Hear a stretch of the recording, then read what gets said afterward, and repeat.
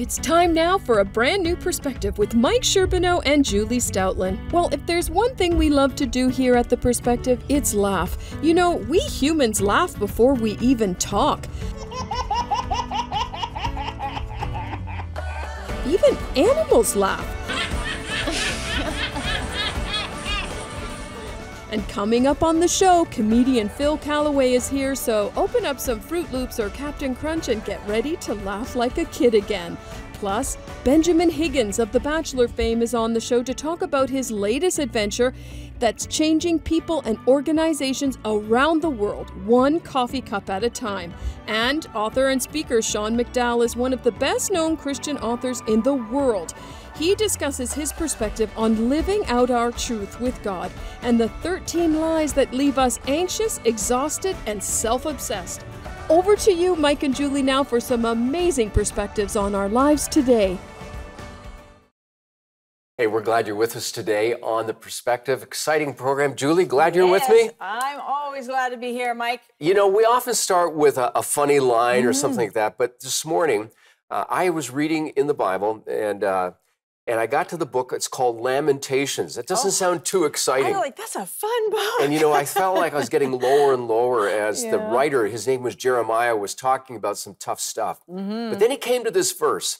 And I think this verse is for someone here today. And I want to start today. It says, "The steadfast love of the Lord never ceases. His mercies never come to an end. They are new every morning. Great is your faithfulness." And I hope that you will be open today in simple faith to say, "Lord, I'm going to believe your faithfulness is enough for me." Because God wants to reveal and show you his mercy and his grace. And we have an amazing guest with us today who's experienced that. Tell us about it. Yes. Well, our next guest is a former Bachelor, author of Alone in Plain Sight, host of Hope Still Wins, and co-host of the Almost Famous podcast. We have Benjamin Higgins. Welcome back to the show, Ben. Hey, I'm very happy to be here. Thanks for having me. Yeah, we're glad you're here, Ben. Thanks for coming on. Now, Ben, you've been on the show before with me, but we must ask for all the fans out there. Tell us about your time with the Bachelor experience and how it opened your eyes and heart. Yeah, definitely. Well, last time I was here, Mike wasn't able to be here due to illness. So I'm happy to meet you, Mike. No, thank you. Hey, Ben, I just have a question. I'm going to cut in. Do you think there would have been any hope for me 35 years ago to be on The Bachelor? No, we'll just leave that. Okay. Just 100%. Feed my ego. Feed my ego. Yeah, there's not a question. If I can do it, Mike, you can do it too. 100%. But yeah, so the Bachelor is a wild experience. And, you know, your question on kind of what was that like? Yeah. It changes things overnight. You go from, for me, I was working in an office. I just had moved to a new city.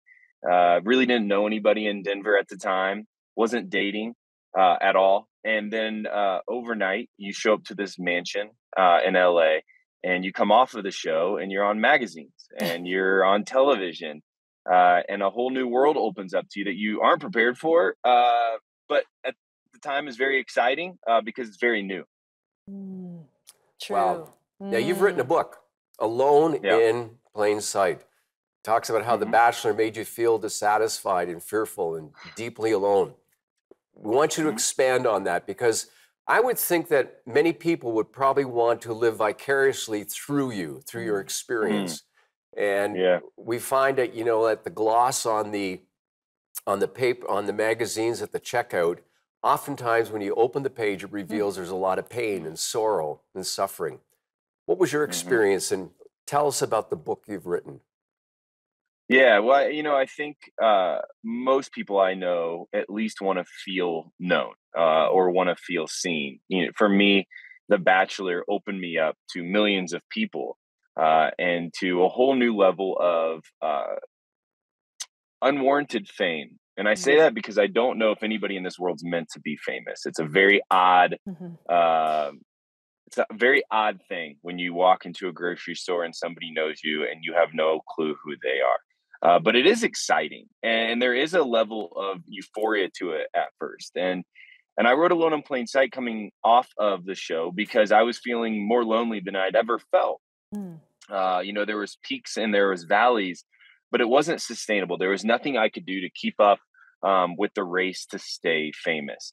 And I realized that if I wasn't able to keep up with that race, if I wasn't able to work to stay relevant, if that wasn't a sole desire of mine, there had to be something more. Maybe being famous wasn't the answer. And Alone in Plain Sight, to expand on what you were saying about it, it's really a book for anybody that feels alone. It's not just my story, it's the story of many others. And the book is written for anybody that feels disconnected from themselves, from friendships, from romance, and then also from God. And the hope is that they would read this book and they would close it and say, you know what, I'm not alone.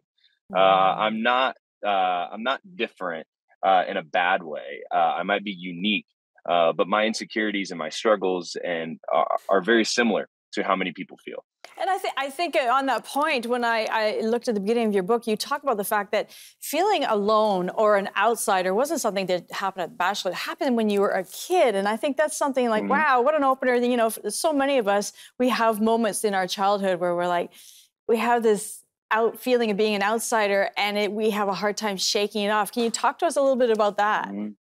Yeah. Well, The Bachelor is a part of my story, but it is not my full story. It's a little season of my life that just happened to bring new opportunities and new things with it. I've struggled with this feeling like the outsider, or the person looking in the window at the birthday party that I wasn't invited to for most of my life. And this book was really my journal entries from when I was young, writing down, hey, why am I not a part of the group? Why do I feel like I don't understand? Why do I feel like nobody understands me? And so, to shake those things, we have to tell ourselves some real truths, but we also have to build community around us. We have to talk to people about our insecurities, so that by other people expressing their pains and their sorrows and their insecurities, we can go, hey, I'm not alone. Other people feel alone too, and that might actually connect us. And so vulnerability and community is how you shake that. Ben, let me jump in for a second as you're unpacking that. Did you start to do that prior to your experience with The Bachelor, or was it after, as you began to take a deeper look inside? Oh, after. I went on to The Bachelor in probably one of the loneliest seasons of my life. I had, again, moved out to West, to Denver, away from my friends and family, had a new job that I wasn't very good at. I didn't have any friends. I didn't have... I wasn't dating, and I came onto this wondering what my story was going to be. I left college, and all of a sudden I felt like everything I'd ever done and known and worked for had been kind of taken away from me, and my identity was being ripped away. And so it wasn't until The Bachelor kind of gave me this new identity as a bachelor that then after the show, I started to rebuild my identity in something that I thought was healthy, that was more in line with what God was calling me to do, and more sustainable than being known as a single dude for the rest of my life. You talk about in each chapter about no longer alone, reconnected, and you have like 4 things. Can you talk to us a little bit about that? Yeah. So, each section of the book, again, is broken up into kind of 4 different parallels. And so I think each of them are uniquely important, but also different. The first section of the book is about reconnecting with yourself, asking yourself the question, who am I if everything, every title, every accomplishment is ripped away from me? What is left standing? Who am I actually at the core of of my being? The second section is about connection with friendships. And in that section, I get to write about some friends of mine who have been through some very traumatic and very dramatic stories, just like all of us have. They've experienced pain, and I highlight their stories and what they've learned along the way, and what they've been able to teach me through our shared life together. The third is then romance. What does it mean to be in love, but also what does it mean to be single? You have a lot of value in singleness, and that section was really with the hope of wrapping up everybody, any relationship season they're in, and letting them know that they are enough no matter where they're at and what they're doing. And maybe they haven't found their person, and maybe they're still seeking for that person. That's okay. Or maybe they haven't found him yet. And the final is about connecting with God. Where's God at in your life? And where are you searching for God at? And then what is God calling us to? And so each of them are very important to me, but different. And they're all based on reconnecting with something that's valuable. Well, we're talking today with Ben Higgins, star of The Bachelor and the author of Alone in Plain Sight. And Ben, I got a whole bunch of questions I want to unpack with you in just a moment. We're going to take a short break. We'll be right back. Would we not feel less alone if we embrace the biblical truth that we're better together than we are apart? My search for answers to those questions turned into a book called Alone in Plain Sight, Searching for Connection When You're Seen But Not Known.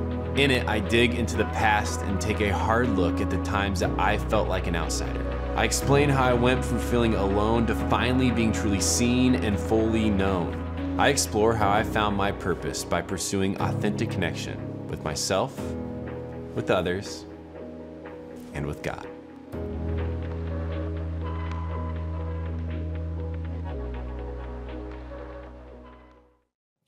Well, we're here again with Ben Higgins. And Ben, I want to jump in and maybe take us to a different part of the story. And then I know Julie's got her skill testing questions.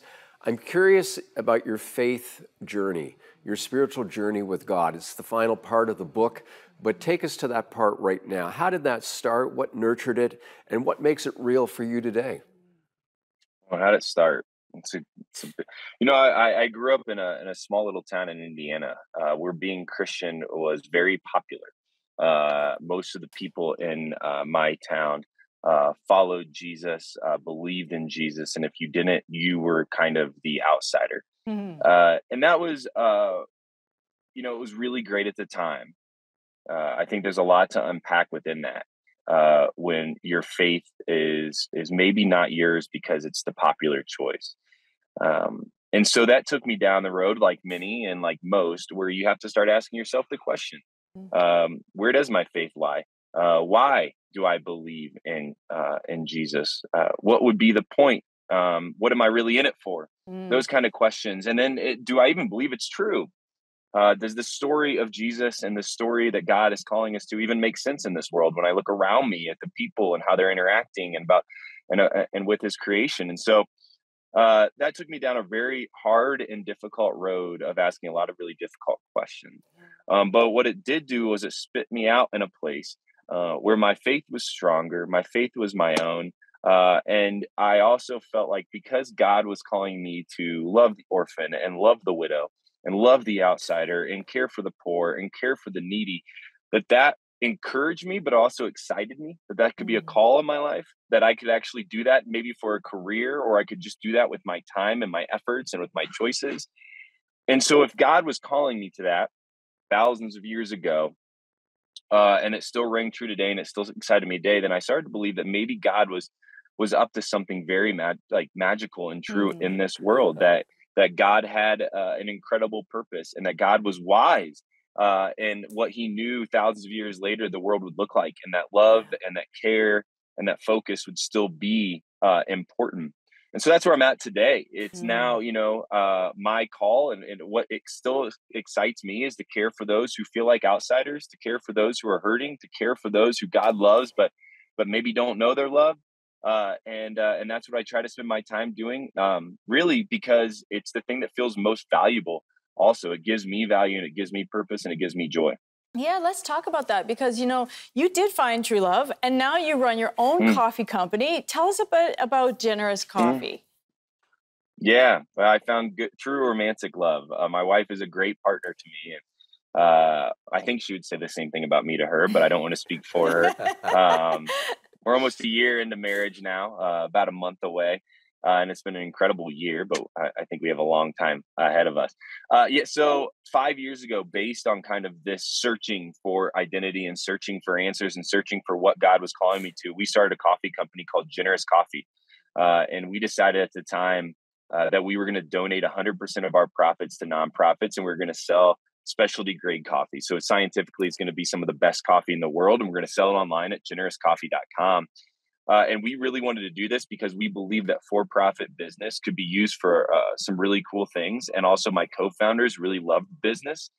They really loved the idea of building a company, and the bigger we got, the more impact we could have. And so in our operating agreement, we said, hey, we want to grow this thing to be $1 billion company. And even if it becomes that, we're going to donate those profits to organizations that are fighting for people around the world. And so that's now my full-time job. I'm the president of Generous. We have a great team, and we just try to sell as much coffee as possible to anybody willing to buy it, and then donate our profits. And that's, our small but hopefully impactful role in this world, is to try to care for even one person. If one person can be benefited from Generous, then we believe this whole thing's been worth it. And I hope there's been one person. I would say there probably has been. Well, Ben, if you're giving all your energy to selling the coffee, I'm doing my part to drink it, okay? Perfect. And I'm excited. Can you tell me a story about some of the people that have, been the recipients of this generosity? Yeah, definitely. I mean, a lot of our support goes to people in Honduras through an organization called Humanity and Hope United. I remember one of the big awakening moments for me was probably 6 years ago now. And I don't remember if I shared this story on the last time I was here or not, but I'm going to share it again anyways, because I think it's worth hearing twice. But 6 years ago, I was in Honduras in one of communities that we partner with. And so one of our unique things is we ask communities, what do you need? What do you want? What do you dream of? And then how can we help? We don't go in and tell them what they need and what they should have and how their lives could be better. We let them guide us. And one of the things they asked of us was clean water. They needed clean water. And so put in a clean water tank, raised those funds, came back 5 months later. And I asked somebody who was my age, she's a mother of 4, what was the difference between life before clean water and life after clean water? And I was really just wanting to get a perspective on how life had maybe changed in a small way. And she's told me that for the first time in 30 years of her life, she woke up without a stomach ache and without diarrhea, and her kids were waking up without stomach aches and without the flu. And it just made me take a step back and think, raising 4 kids is hard enough. Living in the heat is very difficult as well. But imagining yourself doing that for 30 years straight with a stomach ache. I don't know about you all, but when I have a stomach ache, I'm not the best version of myself. And I can't imagine being and doing that every day of my life. And so something as simple, as easy, and really as cost effective, it's not very expensive, as clean water can not only increase joy, but it can increase survival rates. And so it's vitally important for everybody in the world to have access to that. And I think we're getting closer, and we have the access and the technology today to do that. And then finally, real quick, we partner with another organization called Project Hope, which delivers health aid and disaster relief aid around the world. So right now they're very active in Ukraine, building children's hospitals for refugees and for people that are hurt in war. And so Project Hope really cares for the health and well-being of people, especially in disaster relief scenarios. And so we have over, at this point, 12 organizations we've supported. There's a lot of stories, but those are kind of 2 of the ones that pop out right now. Wow, those are wonderful, Exciting. events. Yeah, I mean, this is fantastic. Really pray that things just continue to explode, because the more that we work together and our hands and feet are fantastic. Listen, I have 45 seconds, but I want to ask you, since this week we've been talking about laughter, how do you incorporate laughter into your own life, or is it just a subconscious thing? Yeah, I don't know if I ever plan on it. I usually am laughing at my wife or my puppy. They make me laugh all day, every day. Usually my wife by spilling something on herself before she walks out the door in the morning, and my puppy by just being a puppy. But yeah, they've definitely increased my laughter and my joy. The final thing I would say is just to get laughter and smile is to work out. I like to exercise. It keeps me stress-free, and I always walk out of the gym with a smile on my face, because I feel better walking out than I did walking in, and I'm proud of myself for doing it. I don't know if I'm laughing necessarily, but I'm definitely smiling and pretty proud of myself. Well, that's great. Yeah. I'm glad for you, Ben, because when I walk out of the gym, that expression on my face is just sheer pain. But anyways, what a privilege to have you with us. Yeah, thanks for coming back on. And we look forward to hearing more about what God is doing in your life. And I want to encourage people to buy Generous coffee. Yeah, and Alone in Plain Sight, still out there on Amazon. So yes, absolutely. Check it out. Thank you so much for joining us, Ben. Thank you all. All right, stay with us, everyone. We'll be right back. Hey, I'm Mike Sherbino, and I just want to say thank you for watching The Perspective. And part of my dream is that through the perspective, we'll be able to communicate God's love across Canada and even further. And because of your partnership and help, this has actually been happening. Can I ask you today, as you think about your involvement, about being a partner in helping people hear the good news of Jesus Christ, would you go to the link below and click on and consider becoming a monthly partner with me as we seek to encourage and bring hope and healing into the lives of people across our country. Thanks for partnering with me.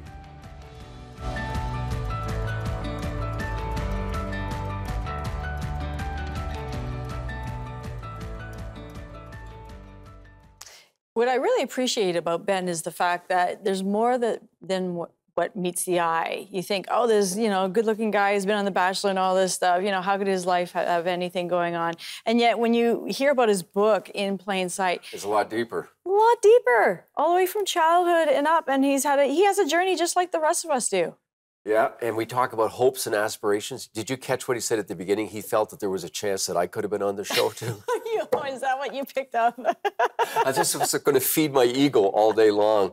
I am so glad that, as he has morphed and his relationship with God has grown, that, there are choices that we make in life. We say, if I were to go back, I wouldn't do certain things or whatever. And I'm not speaking for him, but I know that he's making wise decisions as he's saying, how do we invest? How do we impact people's lives? So important. Absolutely, and being so creative, too, with Generous Coffee. Everyone wants to drink coffee, and why not make it something that you can give profits away to and help other partners in ministry? So let's flip it back, because that seems kind of daunting for people listening right now. Okay, I'm not in that capacity. How do I do that?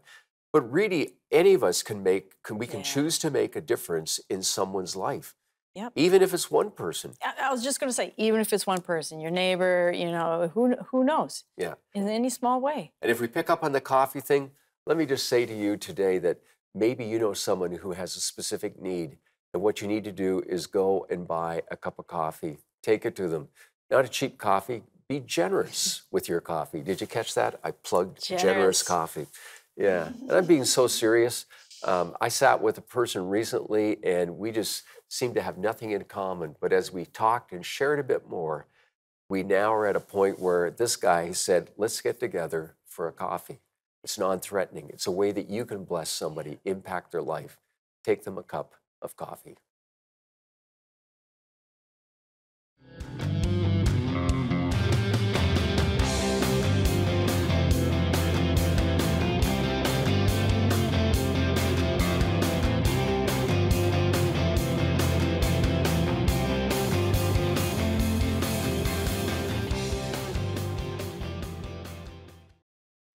Through this week, we want to talk about prayer. You've heard about prayer. I think that many of you, as you're watching right now, you've thought, I need to pray more, but it doesn't happen. And then when you do pray, you say, why didn't I take more time to pray? Let me encourage you with the reality that God knows what you're thinking right now. And just start to talk to him. Start to reach out to him.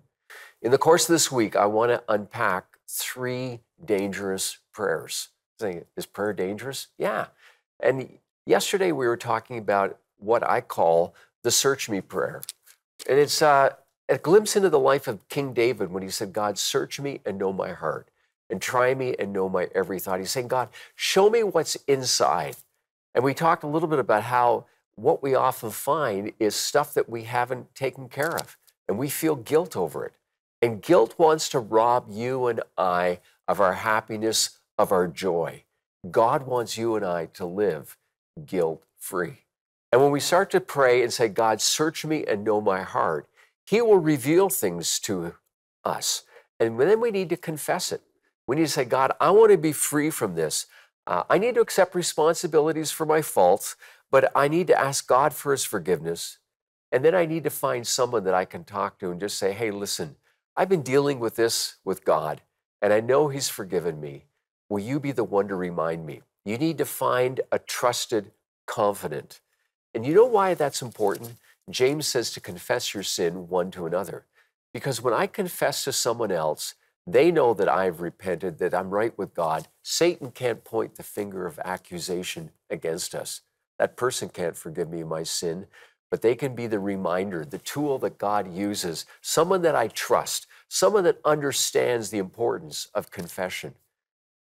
And they can remind me that I have been forgiven. Now that's the search me prayer. Now we come to the second prayer, the dangerous prayer.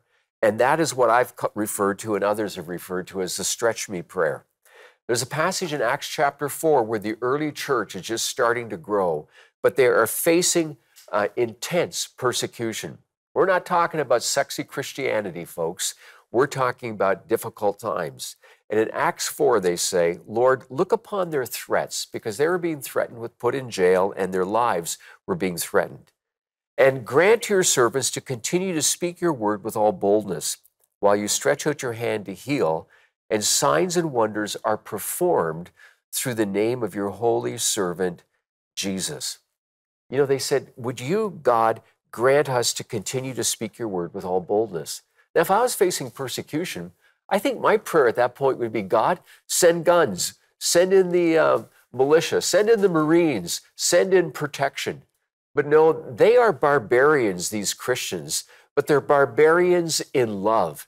And they're saying, God, will you empower us so that we can represent you well, so that we can show your love, that we can speak the healing power of Jesus into the lives of individuals, because he alone can transform lives. What made this early church be prepared to deal with persecution, even the loss of their life? It was because they had discovered truth, and truth sets you free. And that truth was that they were loved by God, that Jesus had died on the cross for them, that he'd paid the price for their sin. It's a message that Satan doesn't want the world to know. So I began to think and say, what does it mean for me to pray the stretch me prayer? Likely you're not in a spot where you're being persecuted for your faith, but could it be that God wants to stretch you today with your situation? Maybe when you say, stretch me, oh God, he is saying, okay, let me make you more compassionate. It's so easy for you to have your agenda and go just bombing through the day, and you walk by somebody who has a need. And God is saying, I want you to be more compassionate. Maybe God is going to say, I want to stretch your giving. I want you to realize that you can support, that you can help. We saw that with Ben's generous coffee and what he was talking about, the generosity of giving 100%. Maybe you can't do that, but you could give 1% or 5% or a cup of coffee. And then stretch my faith to believe that if I put you first, you'll still have time. Can I have a word to those of you who are super busy with life? Give to God your best time, and you'll discover that he will do more than make up the rest. This is the reality of walking with God. This is what happens when we pray, when we invite him into the mix of our life. And I hope that you'll do that today. And if you are, write to me, because I have some literature that I'd love to send you to help you in your journey of faith.